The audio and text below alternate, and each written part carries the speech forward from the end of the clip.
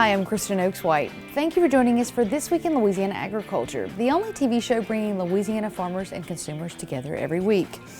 Well, Louisiana now has representatives for all 6 of its congressional districts. Voters elected Troy Carter, a Democrat from New Orleans, to serve the 2nd District of Louisiana in the United States House of Representatives. That district stretches from Baton Rouge to New Orleans along the Mississippi River, a vital part of Louisiana's infrastructure and the nation's exports. Also plentiful in this district are rich fields of sugarcane that stretch from Iberville to St. Charles Parish. Carter joins Congresswoman Julia Letlow of Louisiana's 5th District to complete the state's delegation. As the congressman-elect is busy building his team and transitioning from his work in the state Senate to the U.S. House of Representatives, leaders from within Louisiana Farm Bureau say they look forward to working with Carter in this new role to continue to make Louisiana stronger. Carter defeated Karen Carter Peterson in the April 24th runoff with 55% of the votes. There are nearly 50,000 teachers in Louisiana. However, only one can be the 2021 Louisiana Farm Bureau Ag in the Classroom Teacher of the Year. TWILA's Avery Davidson takes us to Natchitoches, where school gardens and literature come together to help elementary school children grow vegetables and knowledge.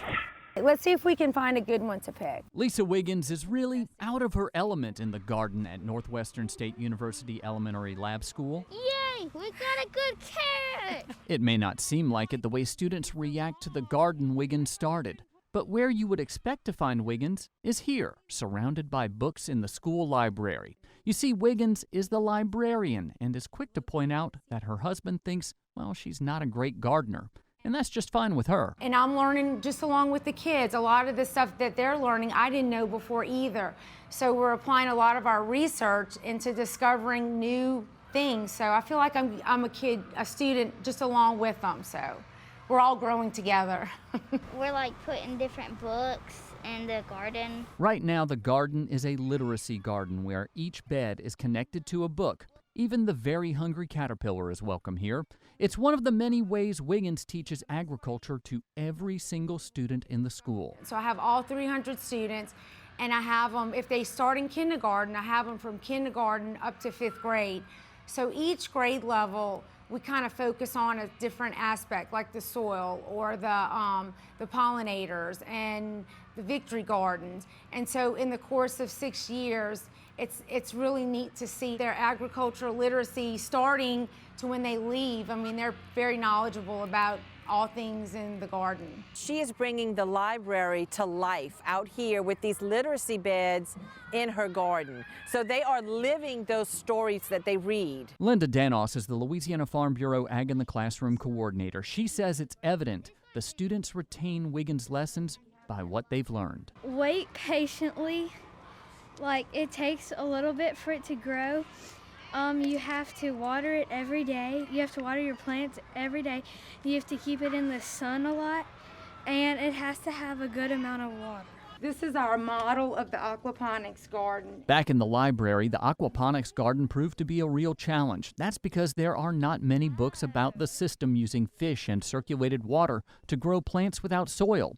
So Wiggins had the students write their own book, Plant Wars. We're like Star Wars, but it's like with seeds and plants. Yeah. I think this is going to be a bestseller. We've all agreed this is going to be a bestseller because a long time ago in a garden far, far away, a problem was growing.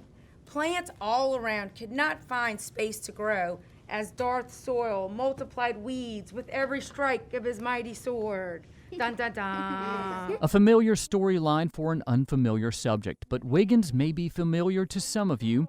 She was the Ag in the Classroom Teacher of the Year 10 years ago, and she's won it again. We allow a teacher to reapply if they've previously won, but only after 10 years. And only if their project is different or has grown or expanded. And obviously, Mrs. Wiggins here has expanded. And to know about how much it's grown, you have to look here. There's an outdoor classroom paid for with grants Wiggins obtained, a greenhouse for aquaponics, and a garden for each grade at the school. Wiggins says being named the 2021 Louisiana Ag in the Classroom Teacher of the Year a second time really means a lot to her. It means even more this time around because I've grown to appreciate and respect this organization and all that they do for everyone, and the generosity and the wealth of resources. and how they really are trying to promote and support the teachers, because teaching's not easy, and they're pulled at all different directions. But the Ag in the Class has been a gold mine for me and a treasure, and through the years I've just grown to love and appreciate it more. So this time around I'm more excited than ever. So just to be associated with Ag in the Class and to be recognized as one of their outstanding teachers is quite an honor. For being named the Ag in the Classroom Teacher of the Year, Wiggins receives an iPad, a check for $500, and an all-expense-paid trip to the National Ag in the Classroom Conference, June 28th through July 1st in Des Moines, Iowa. Again, congratulations to Ms. Wiggins, and thank you for making agriculture an integral part of your library. Last week was Earth Day, but for farmers and ranchers, every day is Earth Day. This week, Neil Melanson takes us to Vermilion Parish, where one farmer is providing food for people and habitat for birds every single day. You can hear it in their voices. Birds love this land. From the red-winged blackbirds on crawfish traps to the spoonbills to the egrets and hingas and more, this 2,000-acre tract near Kaplan is alive with wildlife and possibilities. It's a public-private partnership brainchild of Chad Hanks, who is farming rice, crawfish, and now birds. We're looking at this farm as creating a habitat for not only migratory waterfowl, but also shorebirds, and seeing that there's production, grains, water, all of those things working within RCS. I think we have a bright future to see this becoming a showcase for the state of Louisiana as far as what we can do with pump-off ground that may be being abandoned. Much of this land was once rice farms, but hard times have forced many out of business in this area. Keeping them as part of the food chain for both people and wildlife is vital to this area, according to area conservationist TWILA April. To hold the water for the migratory bird and shorebirds, and just create a habitat for the waterfowl out here. And as you can see, it's working, you know. The key to this land is water. Hanks has a series of pumps that he's putting in and paid to have electricity run to them. Keeping water on the land is a vital part of bird conservation. We've got some plantings and some other vegetative work that we're able to provide some cost share with, early successional habitat management, which I think Chad has done some of that out here as well. So different type of wildlife management, but really the key is finding landowners that are willing and able to do some of the management to provide habitat. Even after all this time, he's excited about seeing what Hanks calls his ducks. Even more important, he wants to see them around for the next generation. It's been an enjoyment for me. You know, when you have an opportunity to let your grandson kill his first deer, it's a 9-point marsh deer, and everybody says they don't grow that big down here. My key is to try to give them the habitat and the nutrition that we can have quality animals all around us, including the alligators that you have seen as we have walked. No, we hadn't walked, we drove through, thank goodness.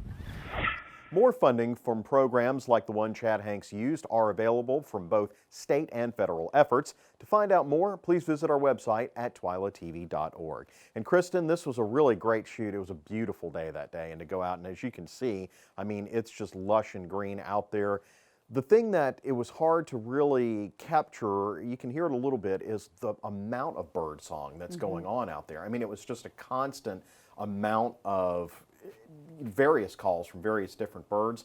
And the other thing, for not being duck season, there were a whole lot of ducks on that property. I was about to say the other day when we were looking at land and soybean field, there were a lot of ducks. A lot of ducks. And birds just flock to those fields with rice, especially if he's growing rice. And yeah, and he's really growing the rice for the birds. And the one of the big things that he does, I think as you see in the story, is he keeps the water on just a little longer, and that attracts all those migratory wildfowl. And in talking with Troy Malik, the state wildlife biologist, he said places like this, that he's got 2,000 acres there, can help the wildlife populations all around the state, you know, and all around, at least in that area especially. So even that one particular area is doing a lot for all those birds.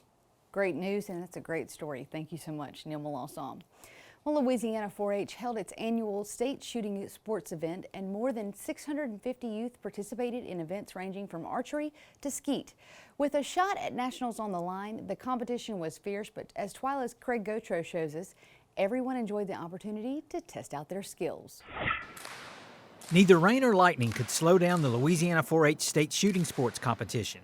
On this day, the competitors were competing in air rifles.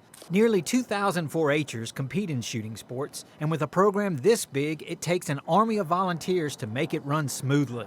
We wouldn't have a program in Bossier Parish if we didn't have those 34 volunteers, and there's no way a 4-H agent could devote even that much more time. So they're invaluable to the shooting sports program. Jody Daigle is one of those volunteers. He started volunteering when his son started competing. While competition is a key component, Daigle believes the safety element is one of the biggest takeaways. If they just come out and shoot with us for 1 year and get their allocated hours in, I feel safe knowing that they know the safe and proper way to handle firearms and be safe with them. Abby Poirier is a shooting sports ambassador and has been shooting since the 3rd grade. Her older siblings helped draw her to it, and she enjoys doing it with her family. It's really fun. It's family friendly, you know, because I get to travel around with my family. We meet new people from across the state. You learn so many things about being patient and your breathing. Danielle Collins is also an ambassador. She says the best way to recruit new members is not telling them about it, but showing them. You have to get them out there and get hands-on with them so that way they can see exactly what they're getting into. But you also have to make them realize this is a commitment. This isn't just a part-time sport. Louisiana is the reigning national champion and is scheduled to defend the title this June. With the LSU Ag Center, this is Craig Gautreaux reporting. The national competition will be held in Grand Island, Nebraska, and is expected to draw some of the nation's best young shooters. Well, forestry is one of the top industries for our state, providing nearly 52,000 jobs in Louisiana. So needless to say, we appreciate our trees and all they provide for us. We found someone in Gross-Tet who has a real passion for Louisiana trees, especially old cypress found in the swamp. TWILA's Jennifer Finley went to visit with the man fondly known as the Atchafalaya Ambassador. This is my little village I built. Over the years, I've tore down many old cypress buildings, barns, chicken houses, and put some of the wood to use like you'll see today. Take a lot of pride in the old cypress. This is the old growth cypress like you see picket cypress. I do use other things, but that's my love, is the old growth cypress. This is one of my first buildings I built as a shed. And over the years, it turned into my woodwork shop, and now you'll see I put a bunch of my crafts in here. I saw this in the magazine, yard dice. So I made a set for my grandkids. This is another piece I made for one of my wife's friends, but this is out of one piece of cypress. So it was a nice big tree, nice wide piece of old growth cypress. All this cypress is out of old barns and old houses I've tore down out of many years. First one I think was a chicken house. Some of my prettiest wood I ever got is red cypress out of a chicken house. That's the cream of the crop right here. This is an old house. It was probably, they tell me the trees could have been 400, 500, 600 years old, minimum. Then it was a house for probably 150 years, 100 years at least. Then I tore it down, so it's some old wood, antique wood, and lasts forever. This one here was, my in-laws had a fish market in Rosedale, Louisiana. And that's why I know these green boards. I went by boat on Bayou Gross-Tet and took the rest of the fish market down. It was falling in the bayou, and I created this little shed with it out of old growth cypress again. Love these old green boards. And here's some of the remnants, and I turn them into some things. Some are fish, some are ducks, some could be whatever you want it to be. And then some of the fish, I do very little to them. They already have a shape made. Just maybe give them a body part, turn them into a fish or something, put an eye on them. Beautiful stuff. Try to make walking sticks, clean them up a little bit. Got to take the bark off so the bugs don't get under it, and then I put mineral oil on them. My imagination runs wild just standing here looking at the resources.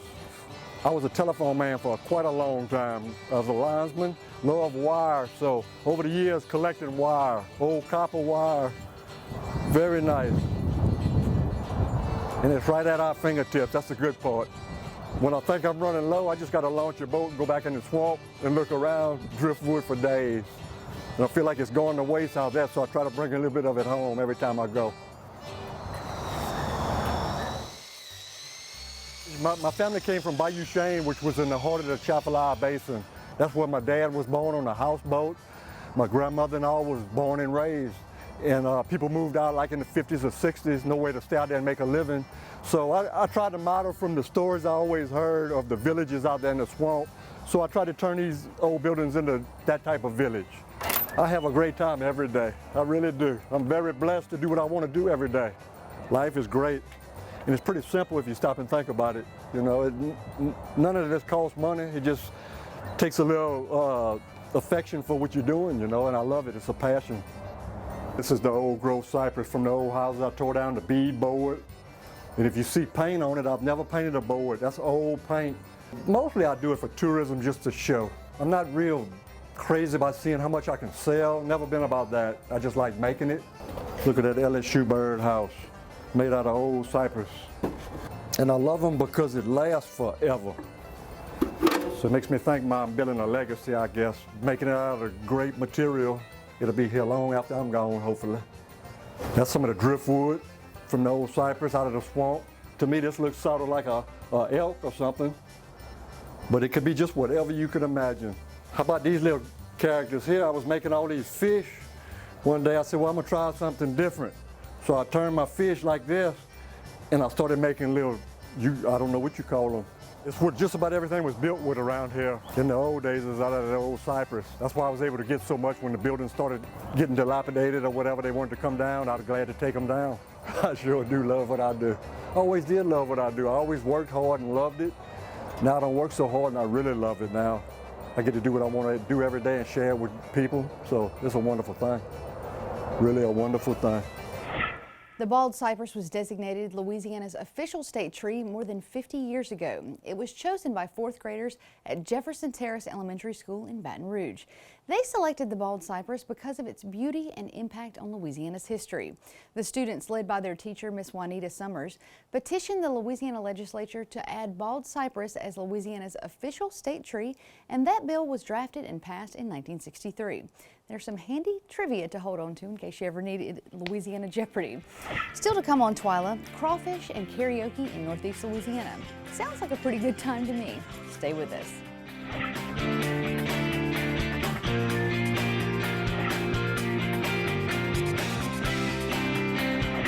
A big part of the aquaculture industry in Louisiana is crawfish. That's why you hear us talk about it every week here on the show. As TWILA Tammy Arndor shows us, the mud bugs are not just a cash crop. They're essential to the Louisiana experience and culture. Food and music are so much a part of the Louisiana way of life, songs have been written about it. Louisiana Saturday night. And here at Riverside, Coney Island, and Monroe, the two definitely go hand in hand. Downright the most hospitality, down home, welcoming place you've ever been. It is amazing. The crawfish is good, the food's good, the beer is excellent. Tom Hardy has been serving up crawfish at Riverside since 1990, bringing that South Louisiana tradition further north. Hardy makes a 3-hour trek to Church Point, Louisiana each week during season to pick up his mud bugs straight from the farmer. Ours from the farmer. We miss the middleman. We go directly there. I know when I get my crawfish, they're swimming today. So he cleans them, then they head straight for a swim in the hot tub. Perfectly done. He has a team of boiling baristas, although they're serving crawfish instead of caffeine. For Hardy, the recipe isn't just about cayenne pepper. He has his unique seasonings that he puts in what he calls muddy river water. Yeah, we wash them down with the muddy river water, the special blend. As fast as he can prepare them, they're put on platters and placed on picnic tables, ready to be peeled and plucked from their shells. And while peeling them is considered a life skill in Louisiana and often intimidating to those who live outside the borders of the Bayou State, most say they are worth the trouble. Oh yes, crawfish are great. at least three times a week during season, at least.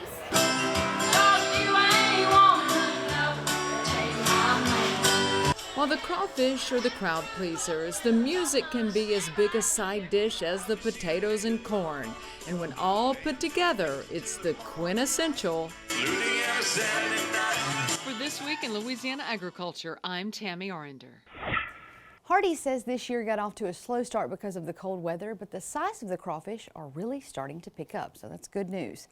Well, since Tammy took us to Monroe for her story, let's take a look at where you can get some mud bugs there. Crawfish City of West Monroe has them for $3.50 a pound live, and boiled are right at $4.99 a pound.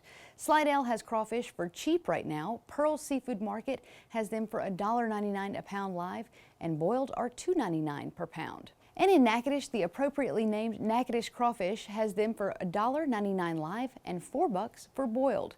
Remember to always check your local crawfish hole for the prices and deals by phone, social media, or the Crawfish app. These crawfish prices are brought to you by the Louisiana Crawfish Promotion and Research Board, which reminds you to always eat Louisiana crawfish and to make sure you ask before you eat. Still to come on TWILA, who doesn't love some funny farm animals? Well, we'll show you some of our favorites in this week's TWILA Boost. Stay with us.